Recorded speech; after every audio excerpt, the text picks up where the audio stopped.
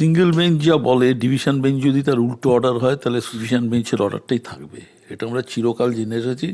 43 বছর প্র্যাকটিস হলে এইগুলোই হচ্ছে। এখন উল্টো হয়ে যাচ্ছে, ডিভিশন বেঞ্চের অর্ডার মেনো না, এসব বলছে। আমার মনে হয় যারা এই 5-6 বছরের জন্য জজ নিযুক্ত হয় 56 বছর বয়সে, তার মানে তাদের প্র্যাকটিসটা ভালো ছিল না, রোজগারটা কম ছিল, জজ করে দিয়েছে। এই ধরনের হবেই, কিছু করার নেই। জজ কিভাবে হলো সেটা নিয়ে সংশয় প্রকাশ করছে। একদম একদম। জজ কিভাবে হলো না, তাদের জজ করা উচিত।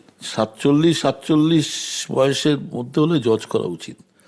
আর যাকে 56 বছর বয়সে জজ যে নেয়, তার মানে তার প্র্যাকটিস ভালো নেই।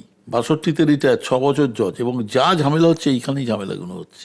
আর কি এরকমটা হতে পারে যে ইগোয়েস্টিক হয়ে যাচ্ছে, ইগোতে লেগে যাচ্ছে। ইগোইস্টিক আছে, তারপরে সচেতনতা নেই বিচার সম্বন্ধে, আইন সম্বন্ধে সচেতনতার অভাব। যদি আমার রোজগার বেশি থাকে, বেশি ভালো ভালো ছেলে কেউ জজ হচ্ছে না 56 বছর বয়সে হলে, কখনো হয় না। আগে তাও হতো না, মাইনে কম বলে, এখন হচ্ছে, মাইনে অনেক টাকা দিচ্ছে।